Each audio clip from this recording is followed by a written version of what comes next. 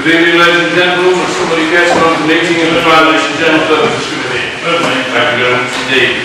Before we begin with the agenda as published, I would like to introduce and welcome into our council chamber Mrs. Sangeet Jedka, our new finance officer.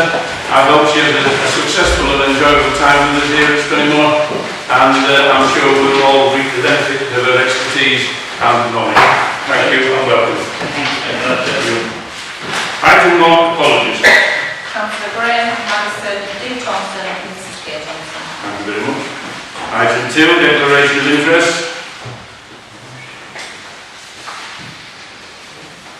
Take that as a no.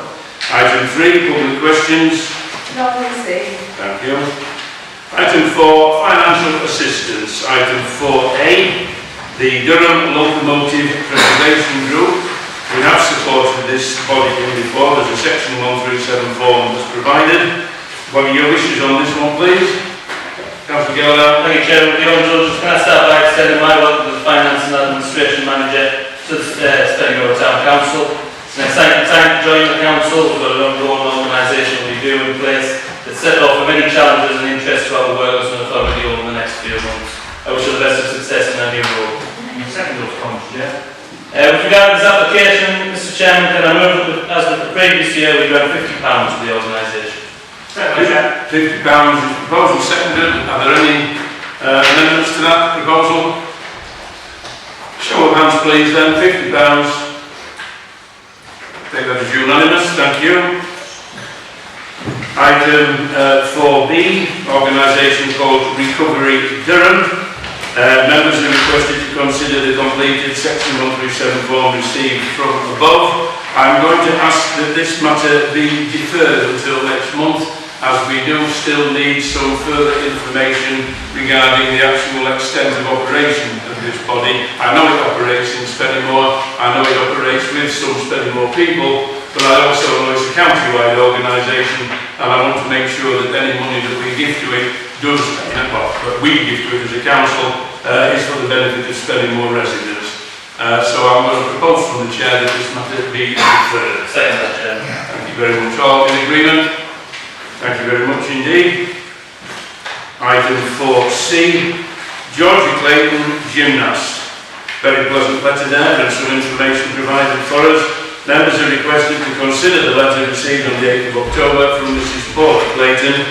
Just to clear up a couple of questions that one or two members have asked me. Georgia is a Spennymoor girl. She does attend the new school at the top there, even though she gymnasts with the DNS Valley group.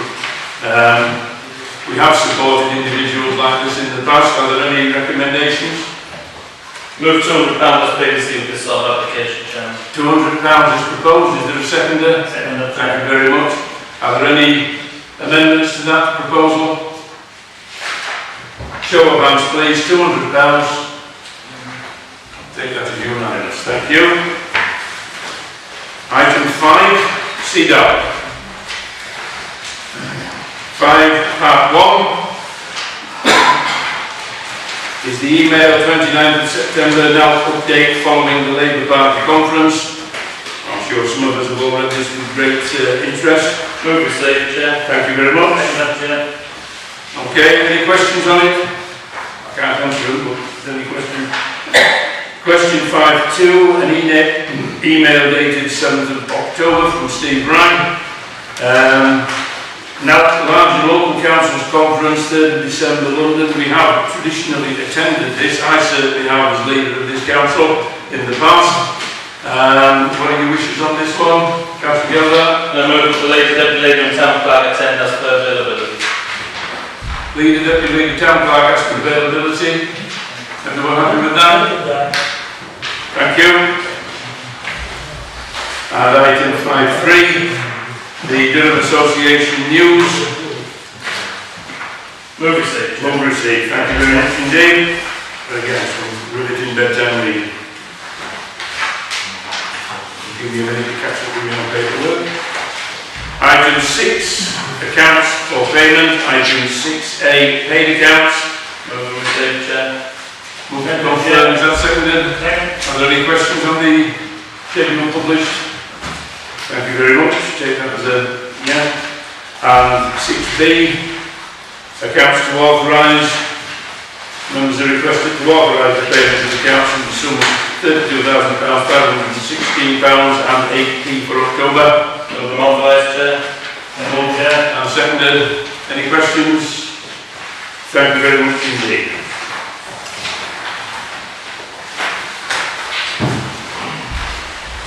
Item 7, budget control reports.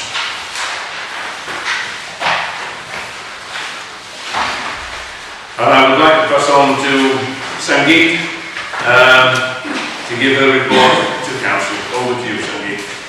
Thank you very much, Chairman. I prepared this report sort of thing, and looking at sort of at the sort of knowledge that I have at the moment, I've tried to analyse as much as I can, and taking into account what we've spent to date, we've got an underspend of 60,000. When I've done the forecast, what I've done is taken a look at some of them I've like pro-rated what spend has been, things like utility bills, things like that. Some items I've looked at what the expenditure has been over the past few years, and I've also looked at things that I know which we are waiting for invoices to come in, because taking like 2 by-elections, but we haven't received the expenditure for that. Taking all of that into account, I'm forecasting that the year end will have an underspend of about 91,000. I'm sure you've sort of read through the reports and looking at the different committees, and sort of just try and highlight all the different salaries and things. I am proposing to go into more sort of detail and analyse all of the information. One of the things I have noticed is that there is some sort of a nominal codes where there is budget, and I'm proposing to prepare a report to bring to next committee to actually via some of the budget on those lines to where the expenditure actually is, and the other aspect is on professional fees, actually analyse it on the individual areas. I don't know if anybody's got any questions on what I've got. Any questions, Councillor Thompson? Yeah, I've got 3 or 4, Chair, just for clarity, so that when the public asks me the questions, I can come back on it. First of all, the Finance and General Purpose Committee, on legal fees, we had nothing budgeted. Now, that surprises me somewhat, considering all the problems that we haven't with the legal situation, that we never actually put anything in there beforehand. Do we want to put any more in there? Can I just mention where, I just said this sort of before, where on professional fees I am going to be analysing them and actually putting budgets where the expenditure is. Currently all of the budget is actually sitting on currencies, others. And although I've split the expenditure out as much as I can, but all the budget is actually sitting on the nominal code that says other.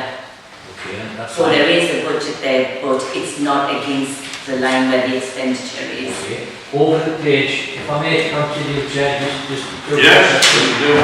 The election fees. We had nothing budgeted, and now going to forecast on out 29,600. Again, is that some sort of anomaly? Because I wouldn't have thought we were ever considered that we were going to spend that sort of amount of money on election. And we've had 2 by-elections, so there's not actually anything in the expenditure column, so if you could just clarify that for me, please.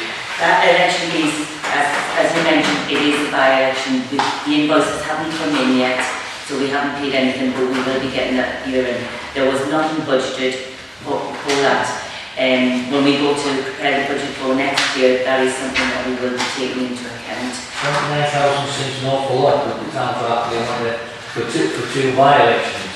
My understanding is that's how much that will be coming in. Okay then, and Can I just bring the town clerk in on this one, sheet? I mean, we are best estimates based on previous by-elections. The thing is, by-elections do cost more because there's not the economies of scale with regard to printing things. When you have an all-out election, when everybody's standing for re-election, there's economies of scale in terms of printing, poll cards, etc. So actually the county council recharges a higher for individual by-elections.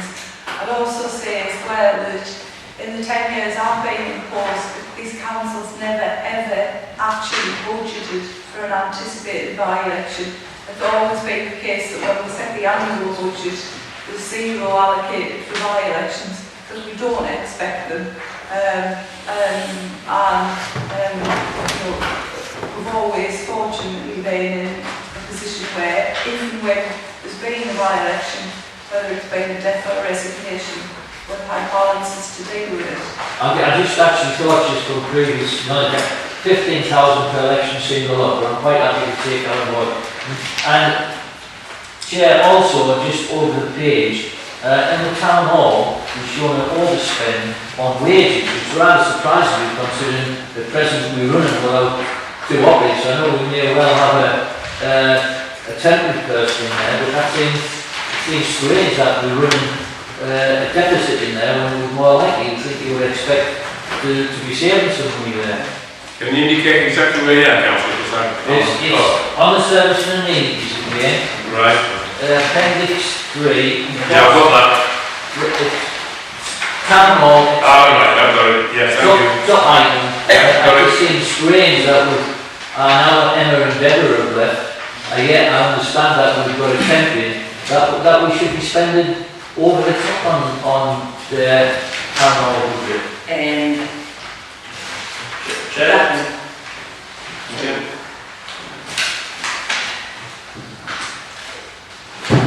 Those costs they're not actually like the admin who are based in the town hall. Our expenditure, our salaries are actually under general administration. I am sort of analysing all the salaries and I am proposing to put the budget where the expenditure is, because you're right. Previously there's quite a bit of budget lying on open spaces where there isn't any staff, but I believe staff have been moved around.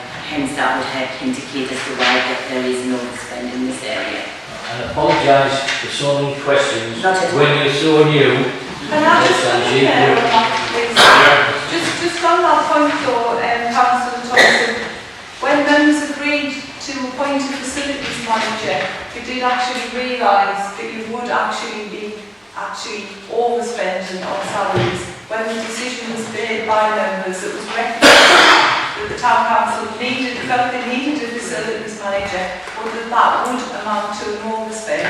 So there will be an overspend in relation to the decision that was made to appoint a facilities manager, where of course, as Mrs. Jake has already pointed out, we are projecting a considerable underspend because of the fact that post people have retired, people have taken ill health retirement, and we've had members of staff leave. But it was always the case that we've been overspent this year with regard to the new appointment of the facilities manager. So that'll come through. Can I just pick out together? Yeah, just on that point, Councillor Thompson, I think you just got yourself a bit confused with the separate wage lines in the detailed budget. If we do turn to Appendix 2, the bottom line of salaries is actually, in fact, we've saved £65,000 on salaries, which I think is a considerable saving for this council.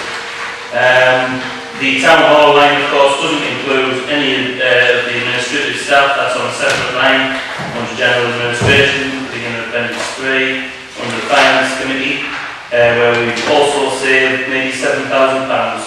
As the town clerk and the finance manager have rightly said, the overspend that is apparent on the town hall wages at the minute is because the entirety of the facilities manager role is on that line. Now in reality, the entirety of the facilities manager roles and responsibilities are not in the town hall, and that is something that I think we'll look at in future finance reports, so that the percentage of his wages allocated to the other service provision. But the top line of the salaries is we've saved a lot of money in salaries, and it's not the case that we've overspent salaries at all.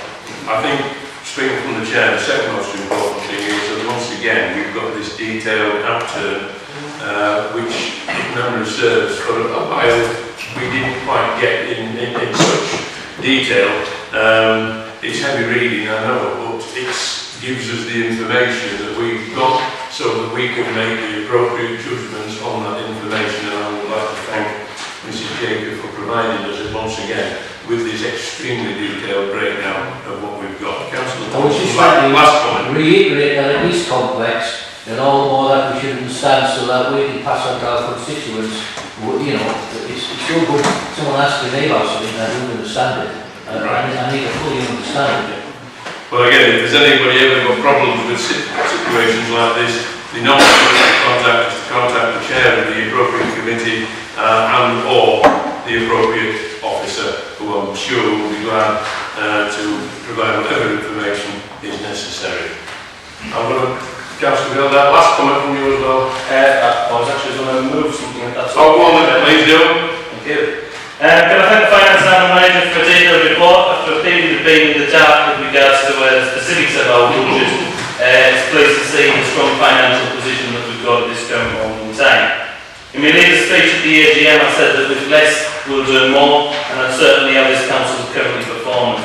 Prudent management of our accounts is and always will be the priority of this group, so that we ensure that this council remains a strong and stable organisation capable of delivering excellent services to the people of Spennymoor. I move the recommendation as set out in the report, Chairman. Is that seconded? Thank you. All in favour, please show. Unanimous, thank you.